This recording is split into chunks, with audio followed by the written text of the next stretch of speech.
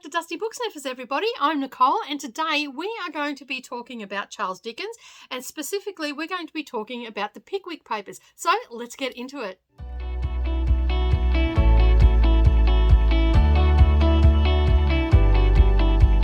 Good morning or good evening, everybody, and welcome back to the channel. Thank you so much for taking some time out of your day while I prattle on about the books that I have read. And today we are talking all things Charles Dickens. So basically what's going to happen, I'm going to be talking about Pickwick Papers because I set myself a little bit of a challenge that I was supposed to start at the beginning of the year, which I didn't, and then I delayed it until March and I started it, and then it took me ages to read this book because I kept reading other things. So I have finally finished it, all 801 pages of it, and I can tell you right here, right now, I am so glad that I picked this book up.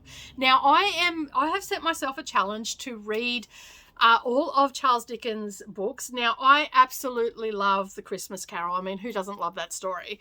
I absolutely love it. I have read it many, many times in my life. I've always loved his writing, but I haven't read anything else of his.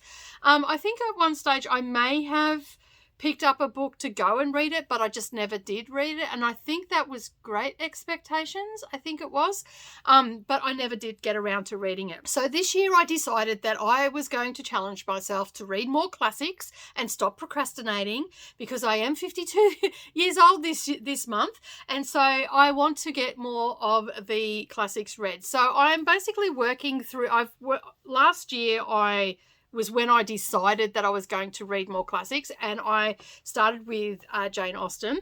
Although she's not my favourite author, I still appreciate the books that she has written, and my favourite books of hers is Persuasion and Northanger Abbey. So I love both of those books, but I'm not that fussed on the other ones, and that's probably because I'm not a hopeless romantic. And while they are, there is a romance story in there, I think that there's just so much more to those books, underlying things to those books that I just don't deal with very well. So, but I plan on reading Northanger Abbey and Persuasion again. And I haven't watched the new Netflix, is it Netflix adaptation of it? I haven't seen good things about it, so I don't think I'm going to bother. But anyway, I digress. We're here to talk about Charles Dickens. So as I said, I'm reading his entire catalogue, and Pickwick Papers is at the top of the list. And I'm reading them in chronological order, so as they were released.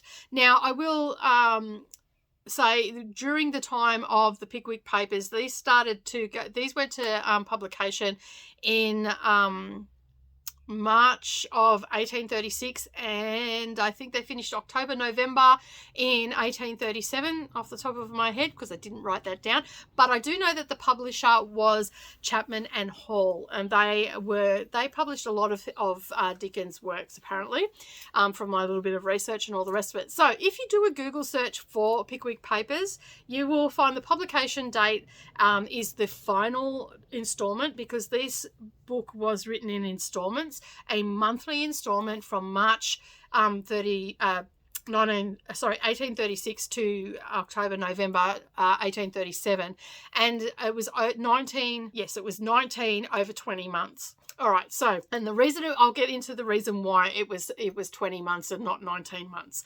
Okay, so as I said, the publication date in the book is first published in 1837. I read this and also listened to it. So because it had 800 pages, I was using it to do stitching and stuff like that. So I often had it as audio, but I also read along with it on Kindle. So I only had the Kindle book. And as I said, it had 801 pages. And this, whenever you do a Google search, I did a Google search after I read it to see what come up when you did Pickwick Papers, because not a lot of people have read Pickwick Papers. They've read his, Great Expectations, Oliver, Christmas Carol, all his popular ones. A lot of people have said, they've read those, but they've never delved into the world of the Pickwick Papers.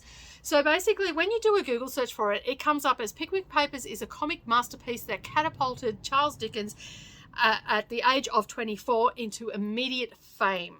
Okay, so that gives you some idea of what this is actually like. Now, I'm going to say it again, and I'm probably going to say it several more times during this video. If you have not read the Pickwick Papers, I suggest that you read it, because I had such a fun time reading this. This guy is witty in this book. He takes serious things of the day, so like with the justice system and stuff like that, because he was a law clerk, and he puts a comedic spin on it, and you know, he just takes everything that he wrote in this book was just absolutely wonderful. Now, I will say that there is a disclaimer here. I did listen to a lot of this on audio at the same time, and the guy that actually was reading it was brilliant, and I'll get into his details a little bit later on in the video.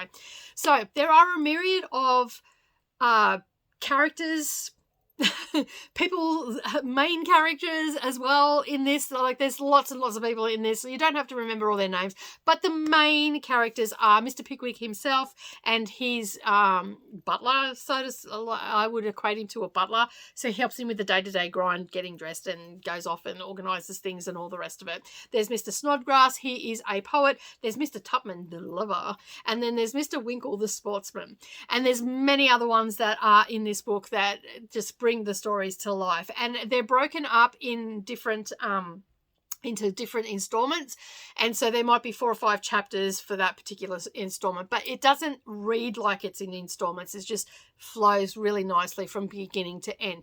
So what is the Pickwick Papers? The Pickwick Papers is basically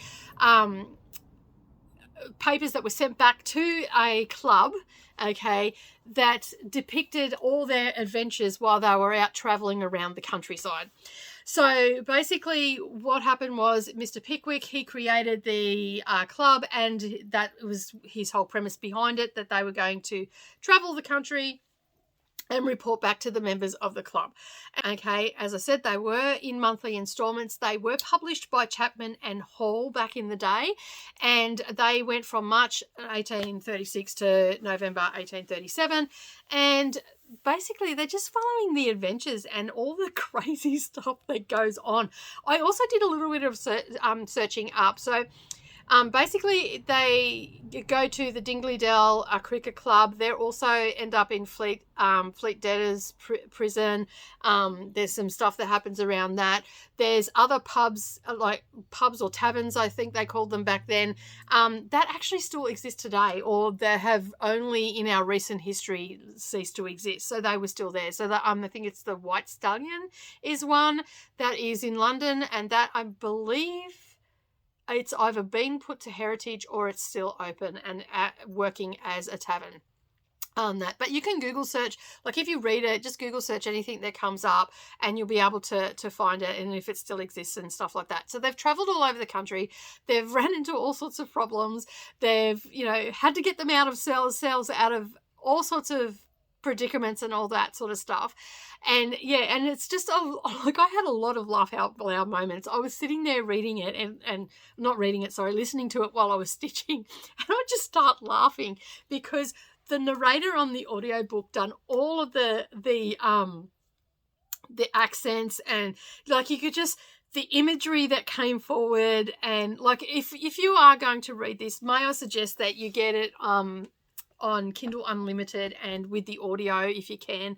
I had it on Kindle, the book on Kindle, and then I had the audio through Audible. So I'm assuming that you'll probably be able to find it on Kindle Unlimited. Most of the classics are on there, but if you get a chance to listen to this, you really should listen to it. And I'm going to give you the name of the guy that narrated the one that I listened to, and go for that one. And it's included, if you've got a membership with Audible, it's included in your plus, what do they call it? Plus catalog. And so it's for nothing, and you can listen to it. And it doesn't get pulled out either, because I've had it in there since January and it hasn't been pulled out. So, there, as I said, there's lots of laugh out loud moments. Like I could just see the imagery and stuff like that. And Charles Dickens has a way of just taking a really serious subject and turning it into a comedic adventure. And like in one instance in the book there, he was asking if Sam Weller, which is his butler, can move into the house that Mr. Pickwick's living in. But anyway, he is talking to his landlady and asking her if Sam Weller can move into the house. Well, she misconstrues what he is saying and thinks that his proposed marriage to her, and then there's this whole scene around it that was just crazy and ludicrous, and then it comes back into it a bit later on, and this is a bit of a spoiler, so I'm sorry, but it comes back in a little bit later on in it where she's now put charges towards Mr. Pickwick for breach of promise, because that was such a serious thing back then, like breach of promise.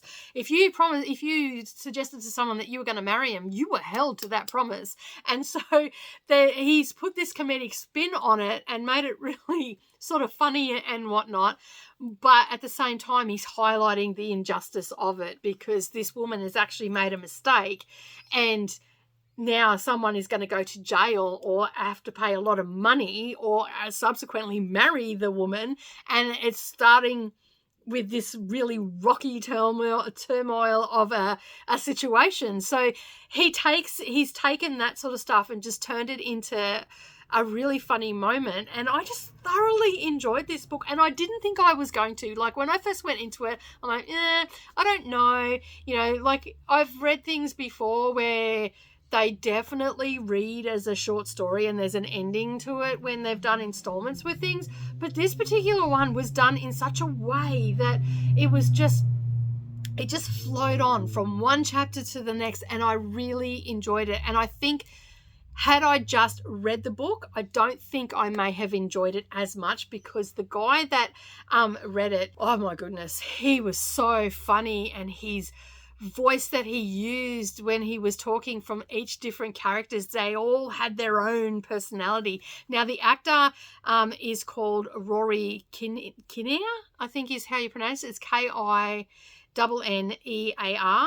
And he's an award-winning actor, and as I said, the many voices, even the women's voices he done, and like the stuffiness of, like the men that were trying to be pompous and stuff like that. He just portrayed that so well. You can see a picture of him here, so that's what he looks like.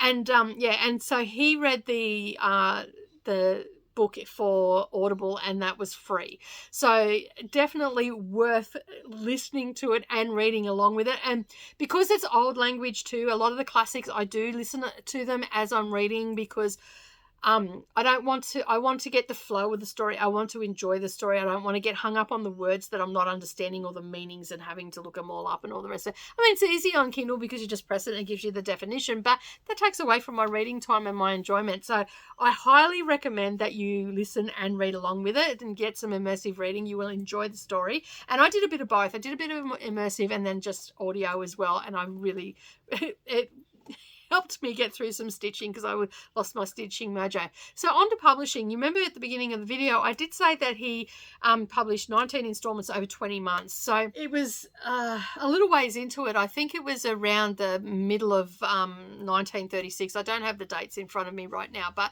he had a very close family friend that actually passed away. They had gone out the night before, and she was only 17 at the age at that stage, and they'd gone out the night before to the opera or something like that, and she took quite ill, and then the next morning she was extremely ill. Like, she was feeling unwell the night before. She was feeling extremely ill, and essentially that day she passed away in Charles Dickens' arms. And so he took some time off and didn't publish for that particular month. So that's why it's 19 installments over 20 months, and he just had to take some time. It was the first and last time he ever missed a deadline in his career. And the publishing house, the publishing group that published most of his books and the Pickwick Papers was called Chapman and Hall, and that was the first time that they had ever encountered something like that. And they could totally it goes, if you go and research it, that it's the only real mention of it. They don't really go into detail or anything like that. My hair was getting caught by my necklace then, sorry, just fluffing around. So they don't go into great detail, just that she died in his arms, and that's why he took time off. All right, so when they first started it, as I said, it was over 20 months. When they first started it, they only published, they printed off 1,000 of the first installment, and then they only sold 500 copies of it. But by the time that they got to the 19th installment, they were up around the 40,000 copies being printed and sold. So that is that just shows you how popular it was at the time. And I'm going to say it again, you need to read it because you will thoroughly enjoy it. So how Charles Dickens came to write this and be part of this particular Pickwick Papers is because Chapman and Hall actually faced quite a dilemma early on when it started. They had started the first one and had just gone to print, I believe, or they just had the first installment, and then Robert Seymour was the illustrator. So remember I said that it was illustrations with a little bit like of a blurb, so sort of like what we get with our political commentary in our papers and stuff of today. And so the writer was just a small component of it. It was more based around the illustrators. Well, a month into it, basically what happened was Seymour committed suicide, and so they faced a dilemma. Do they stop doing it? And it was based around the Cockney Sportsman, and so they were going to stop doing it, and then the author, the person that was writing the little tidbits for it, actually came forward with an idea and said, why don't we make it the story to fit the illustration? So you can see here that we've got the cover, and that's what sort of the illustrations looked like back then, and that's the cover of the Pickwick Papers. And so they decided, yep, that's what they were going to do, and that's when the publication went ahead. And so I think that there was a couple of Seymour had done a couple prior to the 30th of March, and the 30th of March was when the first installment, and that was the one that Dickens had written. And that's how he came to be part of this particular novel. And so over the subsequently 19 installments, he got them all done. And yeah, so it was a little bit like, it was really good going and researching it and seeing all of the information there about it. I've never even thought about reading it before, but I am so glad I did, and I really do recommend that you go and read it for yourself. So overall, a wonderful collection of adventures put together. It's very streamlined. I found the pacing to be great. There was a couple of moments there where it was like, oh really, can we just move on? But that was more about me than actually the writing. And at the same time as he was doing this, he was also writing Oliver Twist. And with that is the next book that I'm going to read. So once I've read that, I will talk a little bit more about that and probably find out some more information about Charles Dickens. So I hope that you enjoyed this video today, and if you did, make sure that you give it a thumbs up, and if you've made it this far, leave me a book emoji down below. And don't forget to, if you are new here or you're a returning viewer and have yet to subscribe, make sure you hit that subscribe button and the little bell icon beside it, and then that way you're not going to miss out on any of my future bookish uploads. But for now, happy reading everybody, and I'll see you all again next time. Bye for now.